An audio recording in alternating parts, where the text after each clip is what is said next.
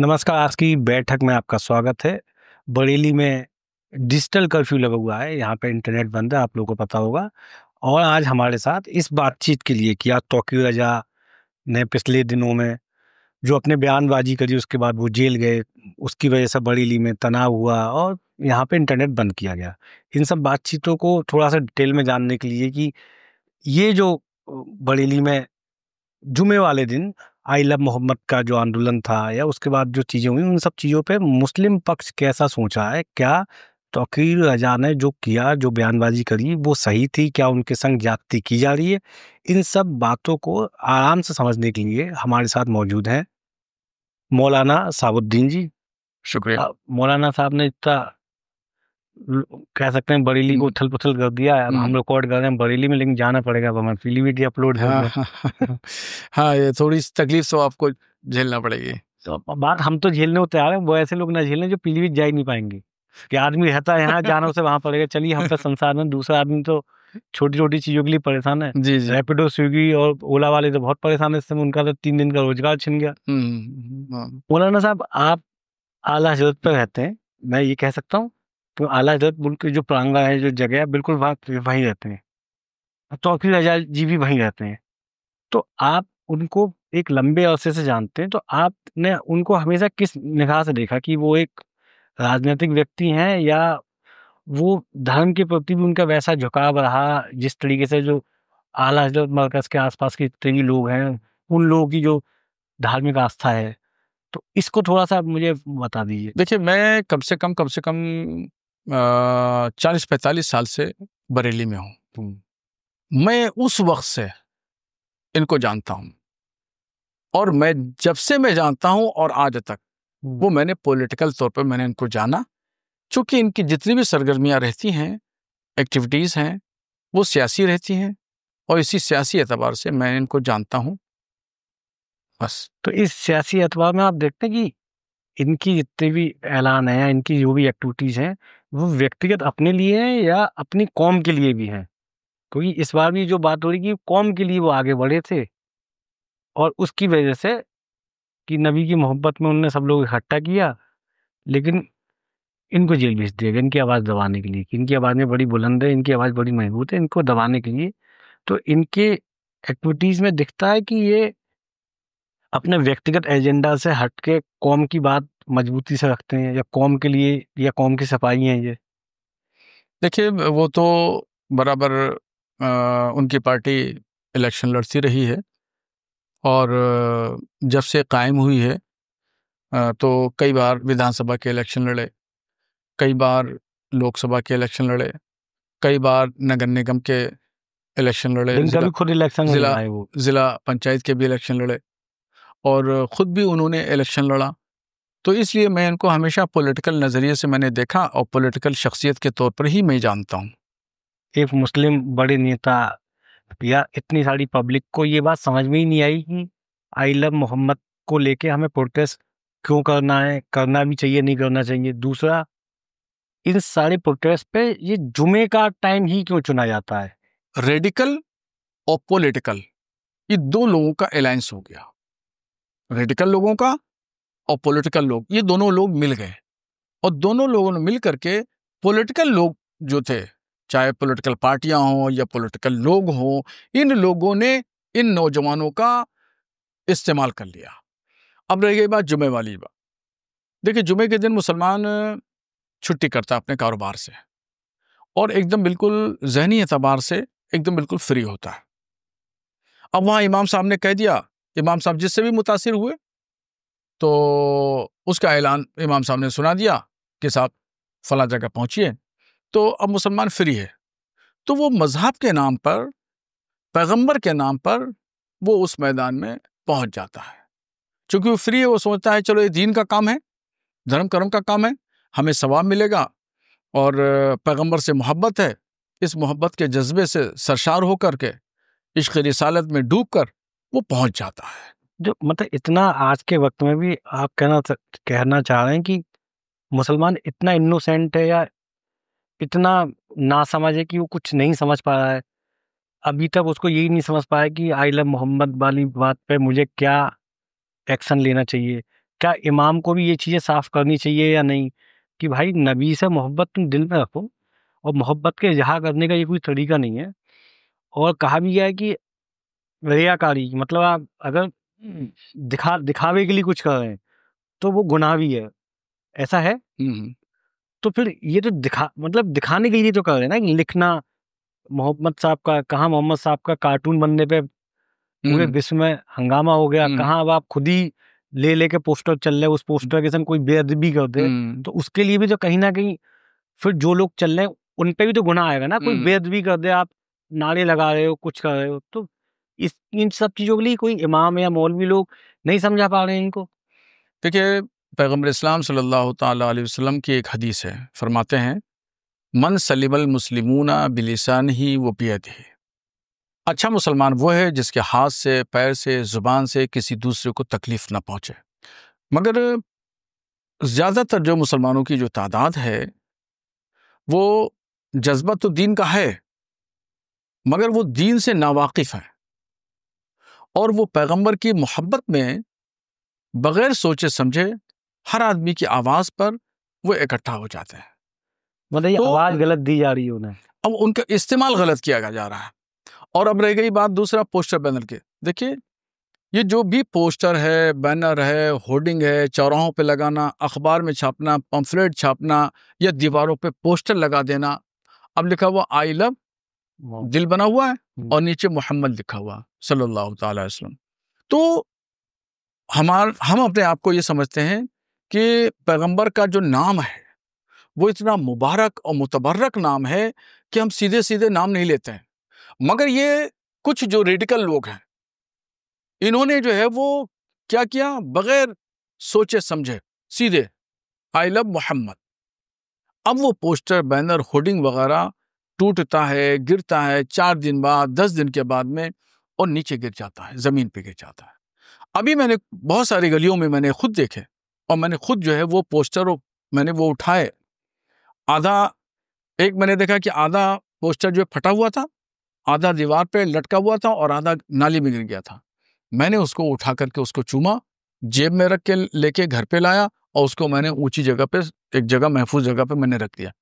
तो ये poster, banner, hoarding का इस्तेमाल सरासर पैगंबर इस्लाम की तौहीन है, और ये बेअदबी है, ये गुस्ताखी में आता है। कतान पोस्टर, बैनर को पैगंबर के नाम का इस्तेमाल नहीं करना चाहिए। ये मोहब्बत नहीं है, ये पैगंबर से मोहब्बत की बात नहीं है, ये तो मोहब्बत के नाम पर दिखावा है।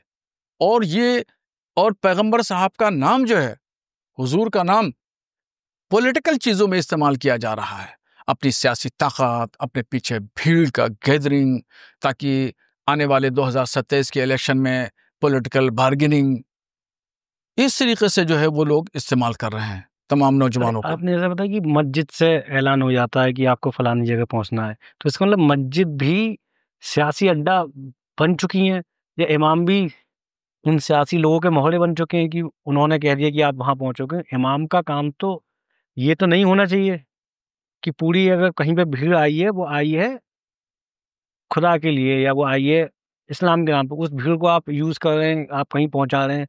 नवाजियों का इस तरीके से यूज करने पे क्या इस्लाम में कहा जाता है कि नवाजियों को आप हथियार बना सकते हैं, नवाजियों को ढाल बना सकते हैं क्या हम लोग? देखिए, मस्जिद जो है कतन सियासी कामों के लिए इस्तेमाल नहीं की जा सकती, लेकिन हो रही है। और मगर हाँ, हो रही है, हो रही है। और कुछ लोग बचे भी हैं, बहुत कुछ लोग जो हैं मस्जिद का सियासी इस्तेमाल कर रहे हैं, मगर कुछ लोग महफूज हैं। सारी मतलब मस्जिदें कुछ नहीं। लोग नहीं होना दे रहे, हाँ, नहीं होने दे रहे, नहीं, ठीक। जहां पर इमाम समझदार हैं, बाशूर हैं, पढ़े लिखे हैं, या मस्जिद इमाम भी कमेटी। ऐसा हो सकता है बिना पढ़ा लिखा आदमी इमाम बन जाए? नहीं, जिसको सियासी शूर नहीं, समझ लीजिए, यानी अच्छा, दीन का शूर है। मैंने पॉलिटिकल उसको हाँ, बहुत समझ यानी ली। एक दीन का शूर होना अलग बात है, हाँ। और सियासी और समाजी शूर और समझ होना अलग बात है। तो बहुत सारी ऐसी जगह कमेटियों में जो लोग हैं, कमेटियों में जो लोग हैं, वो कुछ लोग कहीं कमेटियों में पॉलिटिकल लोग भी हैं। अच्छा, एक चीज बताइए, और ये नमाज का वक्त भी क्या बदला जाना इस्लाम में किस तरीके, क्या इमाम नमाज का वक्त भी आगे पीछे कर सकता है?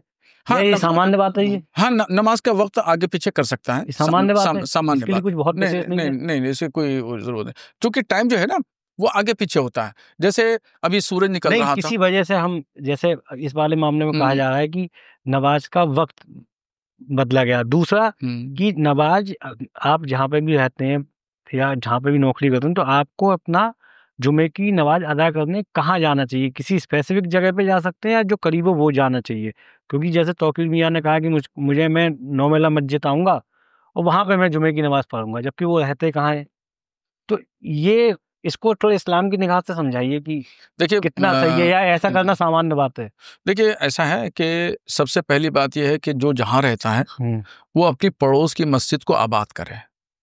ओके। अगर पड़ोस में रहने वाला 5 किलोमीटर दूर जाएगा नमाज पढ़ने के लिए, तो जो पड़ोस में मस्जिद है उसको कौन आबाद करेगा?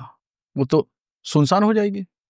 तो इसलिए पहला हक जो है उसको पड़ोस वाली मस्जिद के लिए है ये। अब मुझे ये बताइए कि अब जो हुआ है कि तौकीर मियाँ को गिरफ्तार किया गया, उन्हें जेल भेजा गया, उनसे कहा गया कि ये समाज में का माहौल खराब कर रहे थे, सांप्रदायिक माहौल खराब कर रहे थे, ये उनके ऊपर एलिगेशंस लगाए गए हैं। ऐसे एलिगेशन तो पहले भी लगे हैं। अब एक्शन थोड़ा टाइट हुआ है।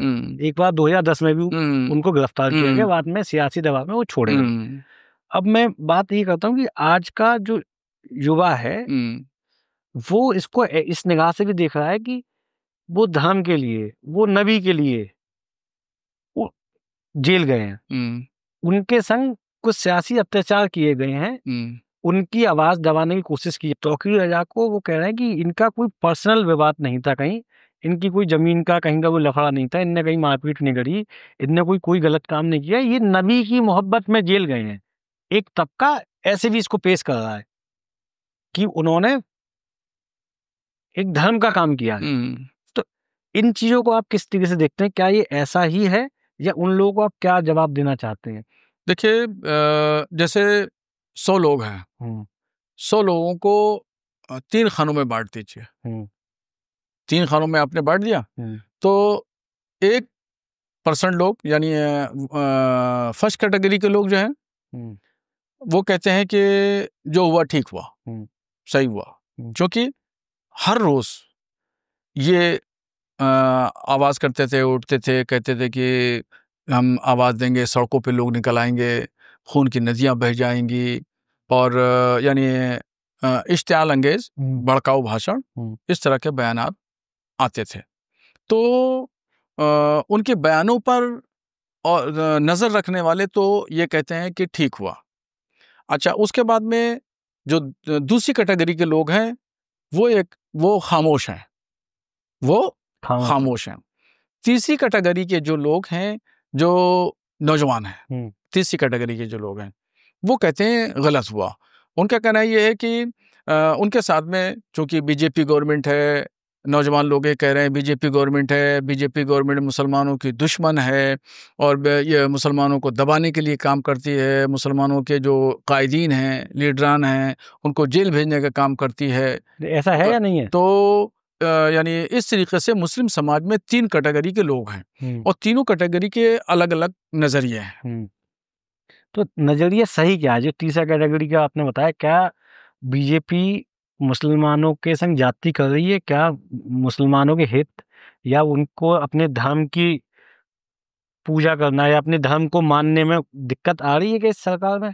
देखिए मैं आपको बताऊं, थोड़ी बहुत या कुछ भी, आपको कुछ क्या फर्क दिखता है? देखिए अभी ज्यादातर लोग जो मुसलमान हैं पॉलिटिकल तौर पर समाजवादी पार्टी और कांग्रेस से वाबस्ता है, तकरीबन 90% मुस्लिम। तो वो पॉलिटिकल तौर पर सपा और कांग्रेस को फॉलो करते हैं। तो इस तरह के जो मुसलमान हैं वो ये कहते हैं कि बीजेपी मुसलमानों पर अत्याचार कर रही है। कहते नहीं, मैं आपसे जानना चाहता हूं, मैं आपके सवाल जवाब दे रहा हूं, आप सब्र करिए, सब्र करिए, मैं अभी जवाब दे रहा हूं, आपके जवाब पे आ रहा हूं आपके। तो यानी 80-90% लोग मुसलमान, जो कि अभी 2022 में आपने देखा बड़ी मजबूती से मुसलमानों ने सपा और कांग्रेस अलायंस को वोट दिया था, बड़ी मजबूती के साथ 90% लोगों ने। तो इसी जहन व फिक्र के लोग भी हैं। तो इन लोगों का, सपा और कांग्रेस के लोग ये कहते हैं कि बड़ा मुसलमान पे जुल्म हो रहा है, बड़ा अत्याचार हो रहा है, बड़ा सब दबाया जा रहा है, कुचला जा रहा है, बड़ा शोर शराबा इस टाइप को मचाते हैं। मगर हकीकत ये है, जो मैंने एनालिसिस किया है, तो मैंने जो समझा है वो वाकई इस तरह नहीं है कोई बात कि कहीं मुसलमानों को दबाया जाता हो, मुसलमानों पे जुल्म हो रहा हो, उन पे अत्याचार हो रहा हो, या सिर्फ मुसलमानों का ही इनकाउंटर किया जा रहा हो। अगर कहीं बात है, अगर कहीं इनकाउंटर की बात है, तो वो बदमाशी के ताल्लुक से है, उसका धर्म से कोई ताल्लुक नहीं। अगर कहीं हिंदू बदमाश है तो उसका भी इनकाउंटर हुआ है, जैसे विकास दुबे, मुसलमानों का भी इनकाउंटर हुआ। तो उसमें हुकूमत ये नहीं देखती है, उसमें के लिए हुकूमत ये देख रही है कि गलत काम है तो गलत काम करने वाला चाहे हिंदू है या मुसलमान है, कोई भी है, उसको बख्शा नहीं जाएगा। ऐसे ही बिल्डोजर की बात है, बिल्डोजर अगर मुसलमानों पे चला है तो बिल्डोजर हिंदुओं पे भी चला है।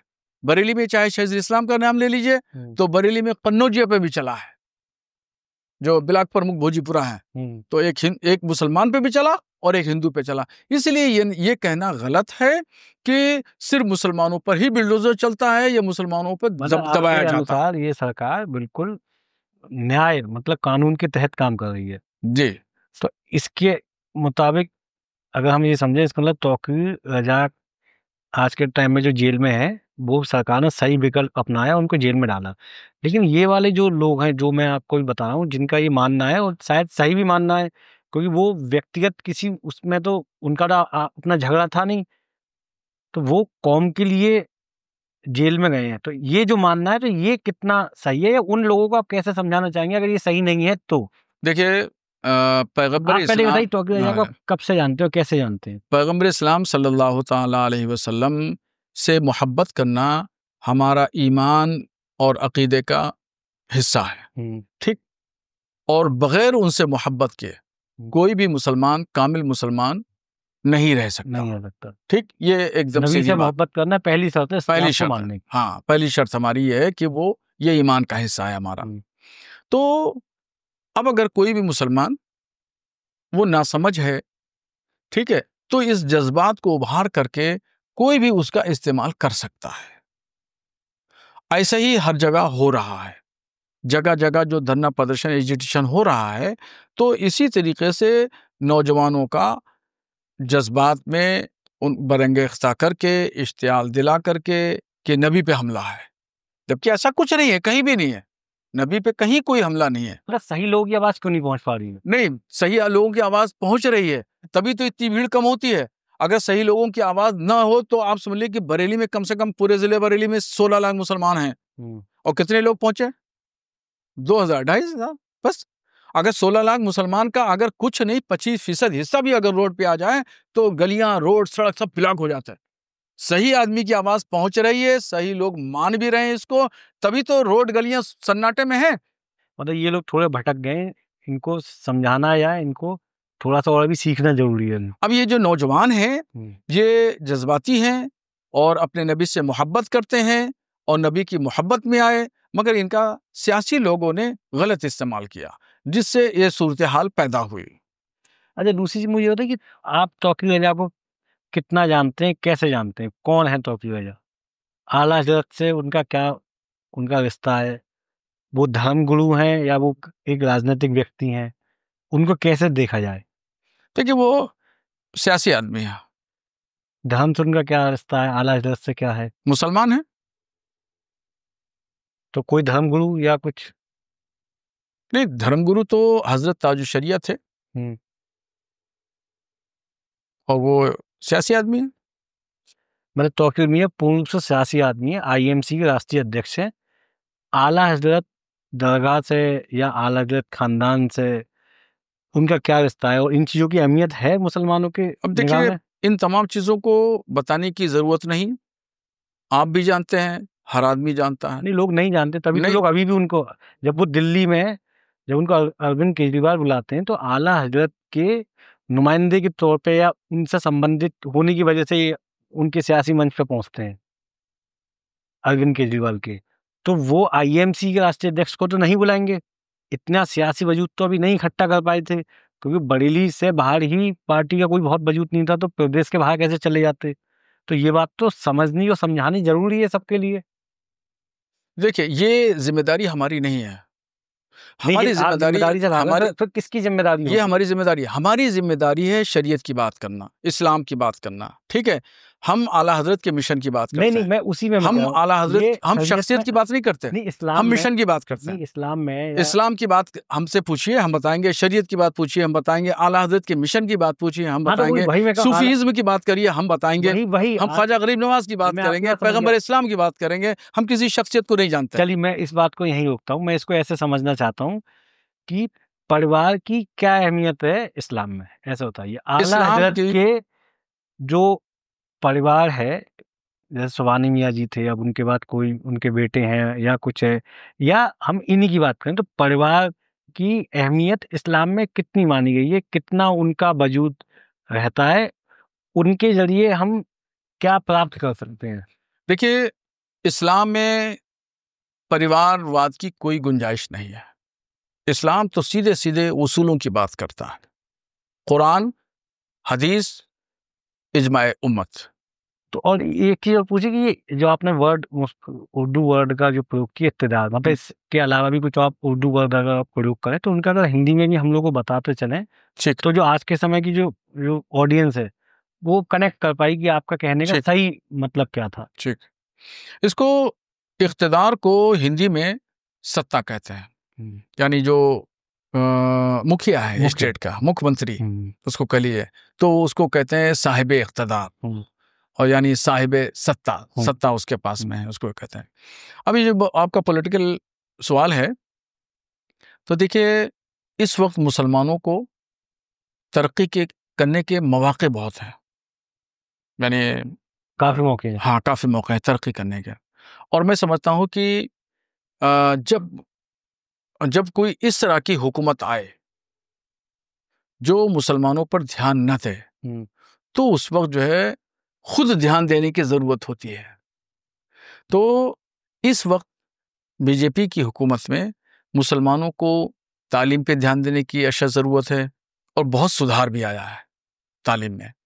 अब मुसलमान जो है इस वक़्त तिजारत में भी बड़ा ध्यान दे रहा है, बहुत ध्यान तिजारत को देता है। थोड़ा सा बता दीजिए हिंदी में। तिजारत मतलब बिज़नेस। हाँ, व्यापार। हाँ, बिज़नेस करने में बड़ा ध्यान दे रहा है मुसलमान। हम्म, और इसके अलावा जो है वो तीसरी बात ये है कि तरबियत पे ध्यान दे रहा है। यानी संस्कार, हम्म, अपने बच्चों को अच्छे संस्कार देने में भी लगा हुआ है। तो इस वक़्त मुसलमान ट्रिपल टी में लगा हुआ है, हम्म, काम में लगा हुआ है, हम्म, ठीक है? सत्ता, इक़्तिदार जिसको करना है वो करे, हम्म, और सियासत, राजनीति जिसको करना है वो करे। हम्म, मगर मुसलमान जो है ना इस वक़्त ट्रिपल टी में लगा है। तालीम, हम्म, तिजारत हम्म, और तरबियत में मुसलमान लगा हुआ है। इसलिए वो डेवलप हो रहा है। और अगर यही हम्म, काम करता रहे, हम्म, ये धरना प्रदर्शन, एजिटेशन से थोड़ा-सा नौजवान दिमाग हटा लें, हम्म, और वालिदैन, इनके माँ-बाप जो हैं, माँ-बाप अपने बच्चों को समझाएँ कि तुम्हें रोड पे नहीं जाना है, तुम्हें नारेबाज़ी नहीं करना है, तुम्हें धरना प्रदर्शन, एजिटेशन, जुलूस-वुलूस नहीं करना है, ये पोस्टरबाज़ी, पम्फलेटबाज़ी नहीं करना है, तो मुसलमान और तरक्की करेगा। यही वक़्त है और यही अवसर है बहुत ज़्यादा तरक्की करने का। लेकिन कई आप ही लोग कहने लगते हैं कि इस्लाम खतरे में है, इस्लाम को बचाने के लिए निकलो। तो वो कि वो मतलब मेन है कि आज का बच्चा तो इसी बात से कंफ्यूज है, अगर इस्लाम खतरे में है वो सब चीजों को पा भी लेगा तो बाद में वो कहेगा फिर मैं भी कैसे बचूंगा। नहीं, तो इस्लाम इस्लाम खतरे में है या नहीं है, ये सब या इंटरनेट और ऐसी सब बातें, नेताओं की देखिए बातें हैं? देखिए, ये फ़ुज़ूल बात है। इस्लाम ना कल खतरे में है, ना आज खतरे में है, और ना भविष्य के दिनों में इस्लाम कभी खतरे में रहेगा। कमज़ोर मज़हब का नाम इस्लाम नहीं है। इस्लाम तो बहुत मज़बूत और ताकतवर मज़हब का नाम है। वो खतरे में कैसे पड़ सकता है? और किसी के अंदर ताकत नहीं है कि वो इस्लाम को खतरे में डाल दे। ये तो जो पॉलिटिकल लोग हैं, वो इस्तेमाल करने के लिए लोगों को इस्लाम को खतरे में डालने का नारा लगाते हैं। ये फ़ुज़ूल लगाते हैं, ये वाहियात लगाते हैं, ये रेडिकल लोग हैं। अच्छा, ये बताइए किसी भी मुसलमान नेता की ताकत पहचानने के लिए कैसे उसकी ताकत पहचानी जाए कि जमीन में उसकी मजबूती है नहीं है? अगर वो जुमे की नमाज के दिन अपनी कोई भी ऐलान ना करे या किसी भी बड़ी रैली को जुमे की नमाज से कनेक्ट ना करे, तो उसकी जो पॉलिटिकल पावर है उस दिन देखने को मिल जाएगी। डेट मीन वो संडे मंडे किसी भी दिन अपने लोगों को बुलाए। देखिए, हम तो बराबर इस बात के खिलाफ हैं कि जुमे के दिन कोई एहतजाज किया जाए। हम हमेशा हमसे यानी मुस्लिम जमात से रिलेटेड जो अइम्मा इकराम हैं, उलमा हैं, लोग हैं, हम बराबर इस बात को कहते हैं कि जुमे के दिन कोई प्रोग्राम ना रखा जाए। जुमे का दिन जो है वो खुदा की इबादत के लिए है। मतलब जुमे के दिन केवल इस्लाम की बात होनी चाहिए, वो खुदा की इबादत के लिए है और मस्जिद खुदा की इबादत के लिए है। नमाज को हथियार न बनाया जाए, मस्जिद का इस्तेमाल न किया जाए। इन चीज नमाज और मस्जिद ये सिर्फ खुदा की इबादत के लिए किया जाए। इसके अलावा कोई प्रोग्राम, धरना, प्रदर्शन, एजिटेशन, जुलूस उलूस बिल्कुल जुमे को नहीं होना चाहिए। ये वंदे मातरम पे बहुत बार विवाद हुआ कि अपने संभल के ही सांसद महोदय उन्होंने वंदे मातरम में कितनी बार वो बायकॉट कर देते हैं। तो ये सब चीजें जो देश प्रेम वाली चीजें या जिनसे मालूम पड़ता है कि देश की एकता या जो देश की गौरव का प्रतीक है, तो इन सब चीजों पे कोई आपत्ति रहनी चाहिए क्या? देखिए इस पे तो कई बार फतवा भी आप लोगों से लिया गया है कि इस पे क्या पैगंबर इस्लाम सल्लल्लाहु ताला अलैहि वसल्लम ने फरमाया कि मुसलमान जिस देश में रहता है उसको अपने देश से प्यार करना चाहिए, मोहब्बत करना चाहिए। और हुब्बुल वतनी को यानी देश प्रेम को निस्फ ईमान का दर्जा कहा गया है, यानी आधा ईमान कहा गया है। तो ये तो हमें सिखाया गया देश से प्रेम करना, और देश से प्रेम करना चाहिए। और भारत की एकता और अखंडता के लिए कोई भी बात हो या कोई भी काम हो, उसमें मजबूती के साथ हिंदू मुसलमानों को कांधे से कांधा मिला के, शाने से शाना मिला करके काम करना चाहिए। अरे मौलाना साहब, ये होता है वंदे मातरम माने आपको जो लोग सुन रहे हैं उन लोगों को ये समझ में आ जाए वंदे मातरम उनको बोलने में कोई आपत्ति किसी मुस्लिम को होनी चाहिए या नहीं है, उन्हें बेधड़क बोलना चाहिए, इतना आसान नहीं, मैंने तो आपको बता दिया। देश प्रेम से मुतालिक कोई बोलना भी चाहिए नहीं, देश प्रेम से मुतालिक कुछ भी हो तो बोल सकता है, उसमें कोई दिक्कत प्रॉब्लम। क्या बोल सकता है? जो मन में आए बोले। अरे तो वंदे मातरम तो बताओ आपके बोल सकता है, जो मन में आए बोले, जो उसकी आप पसंद तो बोलो बोले। पहले, तब तो कोई बोलेगा या आप मानेगा। तो क्योंकि मेन है कि उस रोशनी में नहीं, कोई हम उस जरूर रोशनी में समझना चाह रहे हैं कि उसे बोलने में कोई ऐतराज होना चाहिए। कोई एतराज होने की बात नहीं है, मैं कह तो रहा हूँ। तो वंदे मातरम बोलना चाहिए, जो चाहे बोले भाई। अरे तो वंदे मातरम आप ही नहीं बोल रहे हो, कोई क्यों बोलेगा? कोई जरूरत बोले हमें मौलवी साहब को बोले ये बैठा के फंसा रहे थे बैठक में, उन्होंने तो बच के निकल गए, हमें बोलना है नहीं बोलना, फिर कंफ्यूजन में आ गए। हम आपसे कहें कि आप कलमा पढ़ो तो ये बात कैसी होगी? आप पढ़ सकते, बोल रहे हो, आप बोल रहे हो मुझे पढ़ने में क्या आपत्ति होनी चाहिए? तो हम क्या नाम है, ऐसे ही मैंने कहा कि बोलने में कोई हर्ज नहीं, बोल दे। मुझे सिखा दो तो मैं बोल दूंगा। नहीं, मुझे बोलना नहीं आता तो मैं नहीं बोल पा रहा हूँ। कलमा, हाँ, तो मैं क्यों कहूँ आपसे कि कलमा पढ़ो? अच्छा, नहीं जैसे मुझे आपत्ति, मुझे जब कोई चीज मुझे मालूम कि ये कहना गलत है, जैसे किसी को गाली देना गलत बात है, किसी के लिए गलत शब्द बोलना गलत बात है। जिंदाबाद कह सकते हैं, मुर्दाबाद कहना किसी को गलत चीज है। तो बाकी सारी चीजों में मुझे बोलने बहुत से अगर किसी को कुछ हो जाए, मैं आपको बताऊं। देखिए, ऐसा है, जो लोग समझते हैं कि वंदे मातरम कहना नाजायज है, हाँ, या वो लोग जो समझते हैं कि वंदे मातरम कहना जायज है, हाँ, ठीक है, दो नजरिए हैं लोगों के इस मामले में, दो नजरिए हैं। कुछ लोग कहते हैं ये पॉलिटिकल चीज है, भारत से मोहब्बत की दलील है, कह सकते हैं, कहिए, खूब कहिए, वंदे मातरम खूब कहिए। और जो लोग समझते हैं कि साहब ये धार्मिक है, सनातन धर्म का एक हिस्सा है, और वो नहीं कहते या नहीं कहना चाहते हैं, तो उन पर जबरदस्ती भी नहीं करना चाहिए कि नहीं कहो, जबरदस्ती ये भी ठीक नहीं है। कोई सबूत नहीं होना चाहिए कि मैं मतलब मैं देशभक्त हूं तो मैं वंदे मातरम नहीं कहूंगा तो कम देशभक्त हो जाऊंगा। कोई कैटेगरी नहीं है, ये कोई पैमाना नहीं है कि नहीं वंदे मातरम कहना ही होगा। लेकिन मेरे ना कि उन्होंने ना कहने का जो हवाला दिया, उन्होंने इस्लाम का हवाला दिया।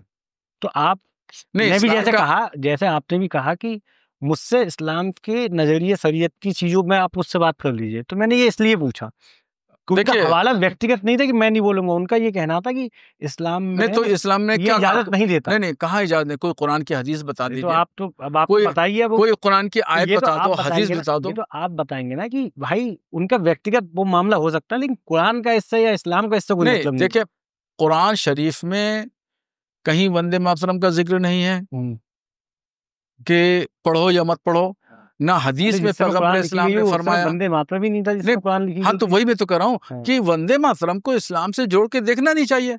वंदे मातरम तो एक देश प्रेमी जुमला है, उसमें कहने में क्या दिक्कत है? ठीक है, किसी हदीस में नहीं है वंदे मातरम, न कहीं कुरान में है, न कहीं शरीयत में कोई वंदे मातरम का लफ्ज है, कहीं कुछ लिखा नहीं है वंदे मातरम के ताल्लुक से। तो जिसको कहना है कहे, जिसको नहीं कहना है वो उसकी अपनी मर्जी है, मगर इस्लाम को उसको जोड़ के नहीं देखा जाना चाहिए। इस्लाम एक अलग है, मजहब है, वंदे मातरम देश प्रेम का एक जुमला है। मौलाना साहब, आज की बातचीत के लिए आपका बहुत बहुत धन्यवाद। आप हमारी बैठक में आए।